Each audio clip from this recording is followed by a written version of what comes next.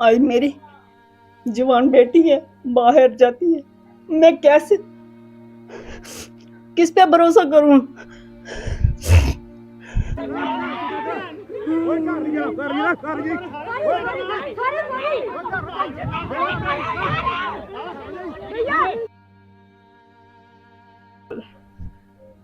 मेरा बेटा सरसों काट रहा था अपने चाचा जी के साथ, उनके साथ हेल्प करके दोनों मिलके काट, सिर्फ इतनी सी सरसों उसने काटी, वो सामने बड़ी है बस।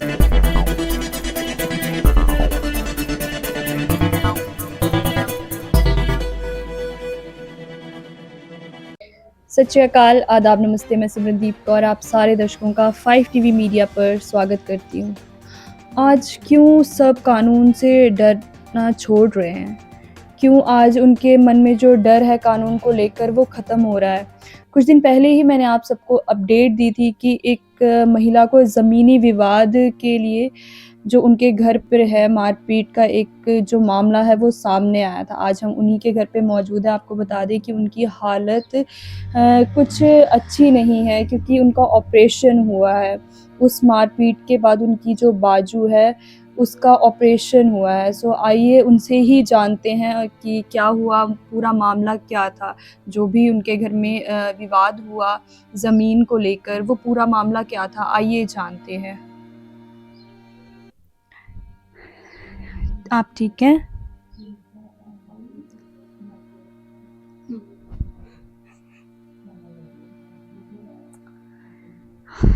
हौसला रखिए। अभी उनको शायद थोड़ा वक्त लगेगा उन सब चीज़ों से उभरने में। आइए उनकी बेटी से पहले बात करते हैं कि क्या था पूरा मामला। हाँ जी, सबसे पहले आपका नाम? जी, मेरा नाम सुखप्रीत कौर है। सुप्रीत, उस दिन क्या हुआ था ऐसा जो इतना ज़्यादा हो गया, जो आपकी माताजी को इतनी ज़्यादा चोट लगी, क्या हुआ था? जी, हम जो मेरे भैया हैं वो वहाँ पे अपने खेत में जो है वो फसल काट रहे थे, तो वो लोग अचानक से जो है आए और वो बोलने लगे कि यहाँ पे फसल मत काटो, तो वो लड़ने लगे और फिर वो बाद में कुछ हथियार लेकर आए और उन्होंने हमारे साथ जो है वो मारपीट शुरू कर दी। और जिसमें मेरी मदर को जो है वो बहुत सारी चोट आई है और मुझे भी उन्होंने मारा तो जो क्योंकि वो आए थे वो क्यों आए थे? कौन थे वो? वो इनके साथ आपके कोई रिश्तेदार थे? हाँ, वो हमारे रिश्तेदार ही लगते हैं, हमारे यहाँ गाँव में ही रहते हैं आगे। अच्छा। जी। तो किस लिए आए, किस लिए थे? कोई पहले भी विवाद था, कुछ था, कोई इश्यू चल रहा था? जी, ये लैंड का जो है ये चल रहा था, वो मेरे चाचू के साथ चल रहा था उनका। तो उन्होंने पहले भी जो है उनके साथ जो है वो मारपीट की थी मेरे चाचू के साथ। तो उनकी जो कोई रीज़न था क्यों उनको भी क्यों मारा था? कोई रीज़न था पीछे? जी, उन्होंने कुछ जो है वो पैसे उधार पे उनसे लिए थे, तो उसके बाद वो उनकी ज़मीन के ऊपर जो है वो उन्होंने उनसे ज़बरदस्ती जो है वो उनसे लिखवाया था कि हाँ, ये हम जो है वो आपकी ज़मीन के ऊपर उन्होंने झूठे जो है दस्तखत उनसे करवा लिए थे, मतलब झूठ बोलकर। कितने पैसे, जो कितनी रकम उन्होंने ली थी? ये कोई 3-4 लाख तक होगी। तो अब उन्होंने वो रकम मोड़ दी है या उसका जो टाइम पीरियड था वो हो चुका है कंप्लीट? जी, वो इस बारे में तो जो है बात बड़ों को ही पता है, इतना मुझे इतना पता नहीं है। अच्छा, अच्छा। हाँ। मतलब जो विवाद हुआ था आपके घर पर, जैसे वो आए, उन्होंने मारा, और क्या-क्या हुआ? किस-किस को लगी है? ये ज़्यादा मेजर जो है वो मेरी मदर को लगी है, उसके बाद जो है उन्होंने मुझे भी मारा-पीटा था, मुझे जो है इंटरनल जो है वो लगी है और उसके बाद जो मेरी चाची जी हैं उनको भी थोड़ी चोट आई है। इससे पहले भी कोई प्रॉब्लम हुई थी आपके साथ? उनको लेकर, या इस विवाद, ज़मीनी विवाद को लेकर, या चाचा जी को लेकर, कोई इससे पहले भी कोई परेशानी हुई थी? इससे पहले वही जब चाचा जी को मारा था तो वो हुई थी, उसके अलावा भी बीच-बीच में वो जो है वो ऐसे मतलब जब हम फसल लगाते थे या करते थे वो कुछ ना कुछ करते रहते थे। तो उस दिन मेन हुआ क्या था कि मतलब शुरू से आप पूरा वो मामला जो है वो बताएँ, क्या हुआ क्या था? बस वही हम सुबह जो है भैया जो है वो सुबह सरसों की फसल काटने लगे थे, तो वो आए तो वो पहले बोलने लगे कि हमें आप और माताजी कहाँ पर थे? जी हम किचन में जो है वो खाना ब्रेकफ़ास्ट जो है हमने किया था अभी तो बस वही बर्तन वग़ैरह समेट रहे थे। अच्छा। तो वो बाहर से जो है आवाज़ें आने लगी तो मैंने अपनी मदर को कहा कि हम बाहर जाके देखो कि क्या हो रहा है। तो वो जैसे वो बाहर हम आए देखने के लिए तो वो आके चिल्ला रहे थे, तो बोल रहे थे कि यहाँ पे फसल मत काटो ये वो। तो फिर मेरी मदर ने भी जाके आगे उनको बोला कि हाँ आपका यहाँ पे नहीं है कुछ, तो आप क्यों यहाँ पे आके ये हमें। जो ज़मीन है ये आपकी है कि चाचा जी की है? ये ज़मीन जो है इकट्ठी है। अभी इकट्ठी है हमारी। मतलब आप इसमें आपकी भी हिस्सेदारी है और आपके चाचा जी की भी, हाँ दोनों की हाँ है? हाँ, अच्छा अभी ये इकट्ठी है। अच्छा, इकट्ठी है लेकिन है हिस्सेदारी आप दोनों की ना? हाँ हाँ, ये हाँ। अभी जो है लगाते ऐसे जो है वो चाचा थे, अच्छा अभी हमारे घर में इकट्ठी ही है ये। हाँ अच्छा, फिर क्या हुआ आगे? तो वो बस आए तो फिर जब हम मेरे मदर ने उनको कहा ऐसे बोला और फिर भैया ने भी ऐसे बोला तो फिर वो चले गए पहले। फिर कुछ देर के बाद जो है वो 5-10 मिनट के बाद वो गाड़ी में सब इकट्ठे होके आए। उनके पास हथियार थे, लोहे की रॉड, डंडे और वो टोका जो है उसने एक ने पकड़ा हुआ था, वो सब आए और वो वो उन्होंने। कितने लोग थे? वो 4 लोग थे। पहले भी आपने उनको देखा हुआ है? हाँ, हाँ, हाँ, ये है हमारे कौन है? वो उनमें एक जो है वो सुरिंदर सिंह था, एक जो है वो राजिंदर सिंह रिंकू था उनका बेटा, एक जो है गुरुद्वारे का जो यहाँ हमारे यहाँ के प्रधान है, वो था कुलबीर सिंह, और एक जो है एक राजिंदर सिंह है, वो सुरिंदर सिंह का जो है वो जीजा है। अच्छा, वो लोग आए थे हथियारों के साथ। जी। तो आपके आस पड़ोस में कोई नहीं आया, बाहर नहीं निकला कोई आपको बचाने के लिए या कुछ ऐसा कुछ? नहीं, इतना तो कोई नहीं, इतना आया नहीं आगे। मतलब एकदम ही ये सब हो गया तो? हाँ। और फिर आगे क्या हुआ? तो बस फिर उन्होंने मारना-पीटना शुरू कर दिया, तो मैं वीडियो बना रही थी, वो मुझे भी मना कर रहे थे कि वीडियो मत बनाओ।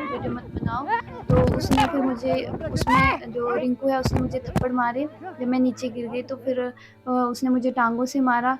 फिर जब मैं जितनी बार मैं उठने की कोशिश करती थी, वो उतनी बार मुझे मारता था, थप्पड़ मारता था, नीचे गिरा देता इंसान था। इतना क्रूर कैसे हो सकता है कि एक बच्ची नज़र नहीं आई कि उसने बालों को पकड़ा, उसको थप्पड़ मारा, टाँगें मारी जैसे बच्ची हमें बता रही है। इतना इंसान कैसे हो सकता है? क्या उसके मन में बिल्कुल भी दया नहीं थी? एक चीज़ तो बिल्कुल साफ़ हो गई है कि जिस हिसाब से वो आए थे, जैसे रॉड, डंडे या जो इन्होंने बताया कि टोके लेके वो आए थे, उनमें तो वैसे भी वो भावना नहीं थी, लेकिन जो दया हर एक इंसान के मन में होती है, वो भी ख़त्म थी जिस हिसाब से उन्होंने बच्ची पर हाथ उठाया या उसको टाँगें मारी। ये एक शर्मनाक बात है। तो और आगे क्या हुआ? उसके बाद जब भी मैं उठती थी तो वो मुझे थप्पड़ मार रहा था, कभी वो ऐसे गिरा दे रहा था नीचे, बाल खींचे उसने मेरे। उसके बाद जो मेरे भैया हैं वो अब हमें आवाज़ लगा रहे थे कि आप पीछे हो जाओ ताकि वो थोड़ा अंदर कर सकें हमें। तो कुलबीर सिंह ने जो है वो मुझे बालों से पकड़ के पीछे को तरफ खींचा। तो उन्होंने, जो गुरुद्वारे का प्रधान है, उसने भी मेरे जो है वो बाल खींचे। हाँ, और दूसरी तरफ वो है वो मेरी मदर को जो है वो मार भी रहे थे। तो कब वो ये सब कब वापस कब गए? कब ये सारा विवाद जो है खत्म हुआ? वो कुछ ये तकरीबन कुछ 5-10 मिनट का जो है ये चला, फिर उसके बाद फिर वो चले गए वापस। बोलते-बोलते चले गए थे वो कि हम, मतलब मेरे ब्रदर को बोल रहे थे कि तू मुझे बाहर मिलेगा या तुझे हम मार देंगे, इस तरह की बातें बोलते-बोलते फिर वो चले गए। अच्छा, तो आपने कोई कंप्लेन वगैरह भी करवाई है? हाँ, हमने कंप्लेन करवाई है। कौन से पुलिस स्टेशन? हमने मीरा साहब पुलिस स्टेशन में कंप्लेन करवाई है। अच्छा, तो इनका जो इलाज है वो कहाँ पे हुआ है? इनका जो इलाज है, हमने पहले हम बख्शी नगर हॉस्पिटल में इनको हमने एडमिट करवाया था। फिर वहाँ से हमने जो है इनको प्राइवेट यहाँ इनका ऑपरेशन करवाया आपके है। यहाँ से तो आने जाने की इतनी सहूलत नहीं है, तो यहाँ से कैसे लेकर गए थे आप? यहाँ जब वो हमें मार के जब गए थे तो उसके बाद भैया ने जो है वो पीसीआर वैन जो है वो बुलाई थी। फिर वो पीसीआर वैन जो है हमें लेके गई थी। अच्छा, हाँ। तो वहाँ पे फिर डॉक्टरों ने जब माताजी को देखा तो क्या कहा था उन्होंने कि कितनी जो चोट है, क्योंकि अब तो हाथ पूरे पे पट्टी बंधी हुई है, तो कितनी चोट आई हुई है उनको? जी, उन्होंने जब देखा था तो उन्होंने कहा था कि ये जो है हड्डियाँ इनकी बीच में से बिल्कुल ही टूट चुकी हैं। तो फिर उन्होंने जब एक्स-रे वगैरह करवाया तो उसमें भी ये चीज़ आई थी कि जो दोनों बाजू में जो आगे वाली साइड दोनों जो हड्डियाँ होती हैं वो बिल्कुल टूट के चूरा हो चुकी थी। तो फिर उनको ऑपरेट करके जो है वो जोड़ा गया है। उसके बाद भी वो आए हैं यहाँ पे? नहीं, उसके बाद तो हम हॉस्पिटल में ही थे तो हमें इधर का पता नहीं है। हम माताजी से बात करते हैं कि इस मामले में वो क्या कहना चाहते हैं। ये जो ज़मीन है ये कितनी है?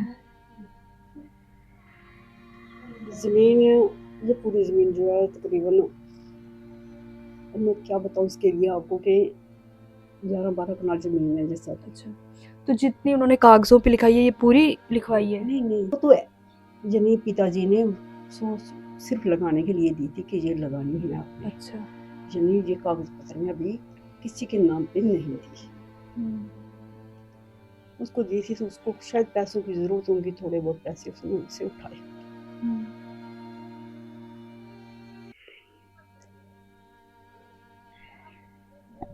बहुत बुरा लगता है ना जब ऐसा कमज़ोर के ऊपर लोग हावी होते हैं, तो बहुत ही ज़्यादा बुरा लगता है। कानून को ये होना चाहिए, मैं एक अपील ज़रूर करना चाहूँगी कि ज़रूर ऐसे लोगों की ज़रूर मदद की जाए, पूरी तरीके से अच्छी तरह से इन्वेस्टिगेशन की जाए इस केस पर, कि जो भी इनको प्रॉब्लम जो इशू आ रहे हैं वो आगे लाइफ में इनको ऐसी चीज़ों का सामना ना करना पड़े, क्योंकि हम गरीबों के लिए ये बहुत मुश्किल हो जाता है इन सबको फेस करना। तो लेकिन जो लड़ाई झगड़ा था, जमीन का जो भी विवाद था, वो हमारा उनके साथ कोई नहीं था। उनका लेन देन उन दोनों का आपस में था, हमारा कुछ भी नहीं था उनके साथ, कोई दुश्मनी नहीं, कोई कुछ भी नहीं था। लेकिन उन्होंने पैसों की वजह से या किसी भी वजह से, जो भी ओरिजिन उनको मालूम है, उन्होंने उसको मारा था। हम उनको लेके पुलिस स्टेशन चले गए। अच्छा, उनको ये था भी ये उनका साथ क्यों दे रहे हैं? साथ क्यों दे रहे हैं, इसी वजह से उनको बहुत ज्यादा तकलीफ हो रही थी। मैं एक विधवा औरत हूँ, मैं अपनी बच्ची और अपने बच्चे को लेकर अपना टाइम पास कर रही हूँ। लेकिन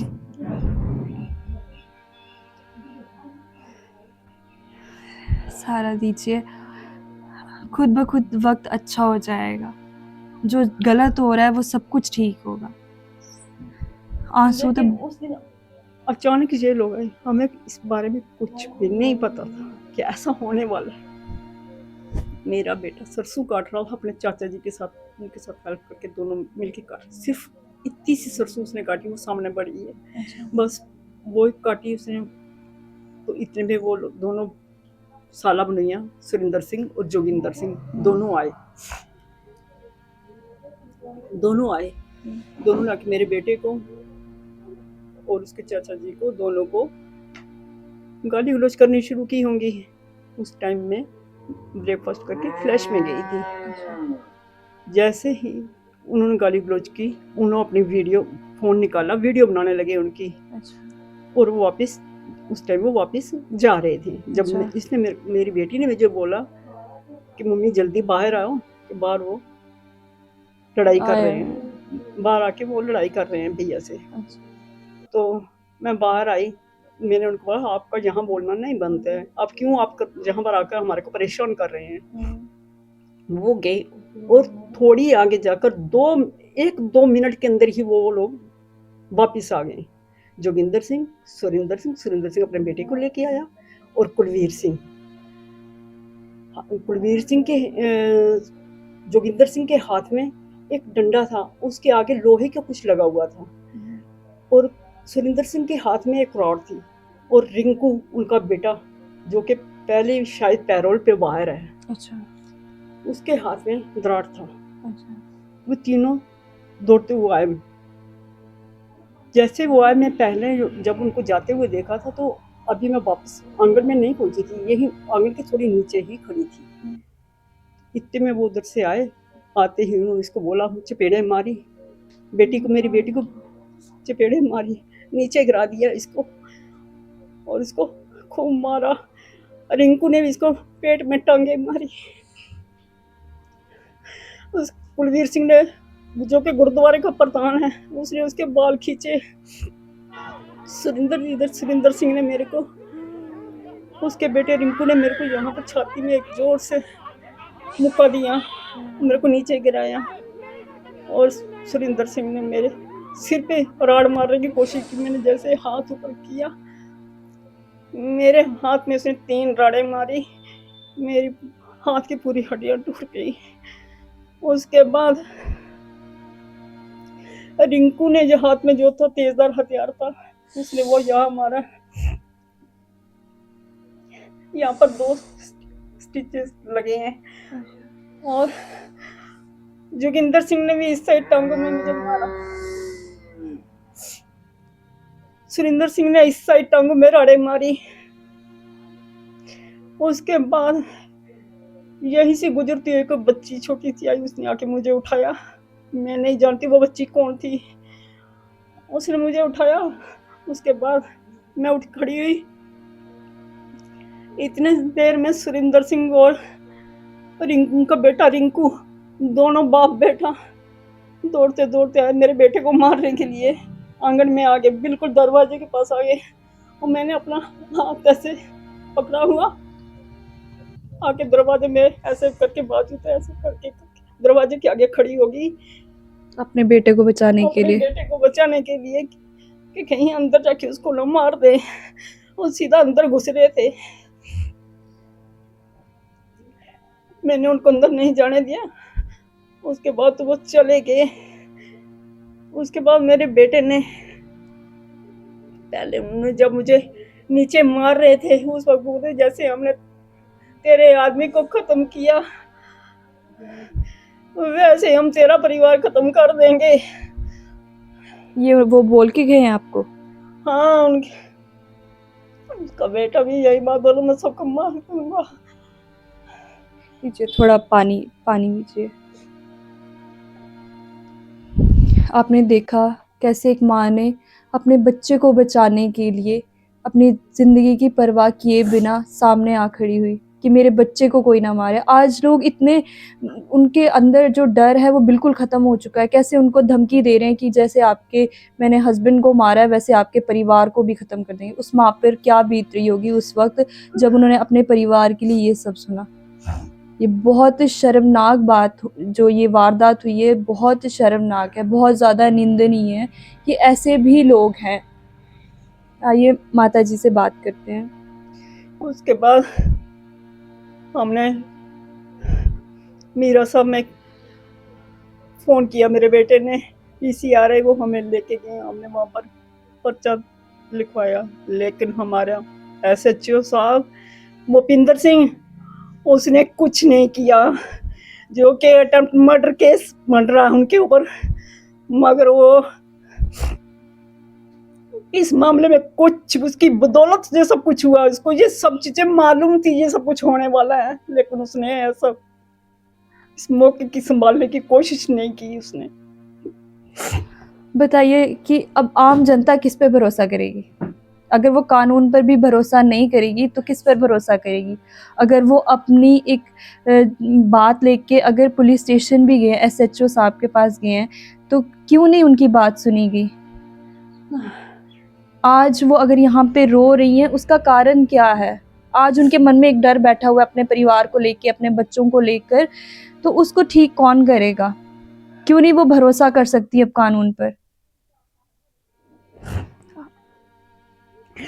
आज मेरी जवान बेटी है, बाहर जाती है, मैं कैसे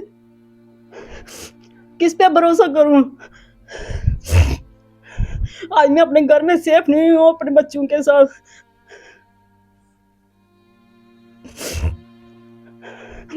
आप कानून से क्या चाहते हैं? मेरा बेटा बाहर जाता है काम करने, एकमात्र मेरा सहारा है वो।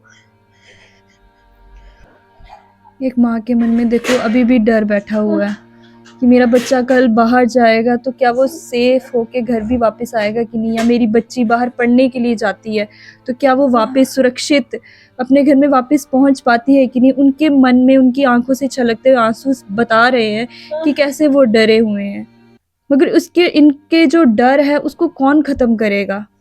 क्या हम ये उम्मीद नहीं रख सकते अपने कानून से कि इस डर को वो ख़त्म करें, कि जिससे वो डर रहे हैं, जो गलत काम कर रहे हैं आज वो बाहर घूम रहे हैं और जो सही है वो डर रहे हैं? क्यों? आप क्या कानून से क्या चाहते हैं? मैं चाहती हूँ कि कानून सख्त से सख्त कार्रवाई इन लोगों पे करे और हमें इंसाफ मिलना चाहिए इसके लिए। कितना टाइम, डॉक्टरों ने बोला कितना टाइम लगेगा इनको ठीक होने में?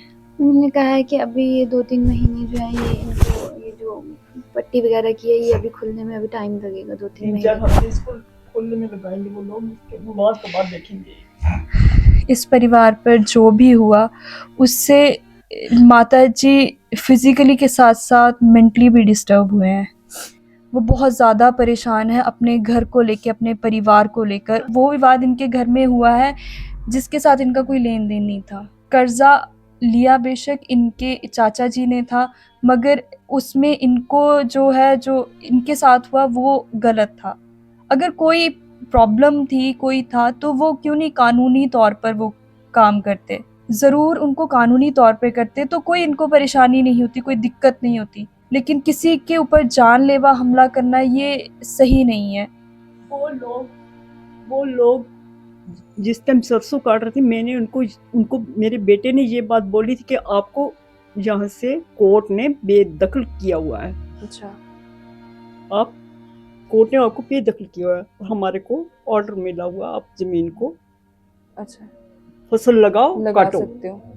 हमारे पास ऑर्डर था, इसलिए मेरे बेटे ने सरसों काटने के लिए वो गया था। जब कोर्ट ने ऑर्डर दिया हुआ है तो फिर उस ऑर्डर को क्यों नहीं माना गया? क्यों नहीं आज उनसे पूछा गया कि जब कोर्ट ने ही बोल दिया है तो फिर आप कौन होते हो आके इस बात पे झगड़ा करने वाले या जानलेवा हमला करने वाले? तो मैं कानून से, अपने लॉज से यही अपील करना चाहूँगी। मुझे विश्वास है कि ज़रूर इनको इंसाफ़ ज़रूर मिलेगा। जो भी इनके साथ हुआ वो आगे से नहीं होगा, ये सुरक्षित रहेंगे। ज़रूर जो इनके मन में डर बैठा हुआ है अपने परिवार को लेके, अपने बच्चों को लेकर, वो डर ज़रूर निकल जाएगा, वो डर नहीं रहेगा। मैं कानून से यही अपील करूँगी, यही अपने लॉ से अपील करूँगी कि जो भी है इनको इंसाफ़ मिले और सही इंसाफ़ मिले। समा हो गया अब आपसे इजाज़त लेने का। जाने से पहले लाइक, सब्सक्राइब, शेयर और कमेंट करना ना भूलें। धन्यवाद।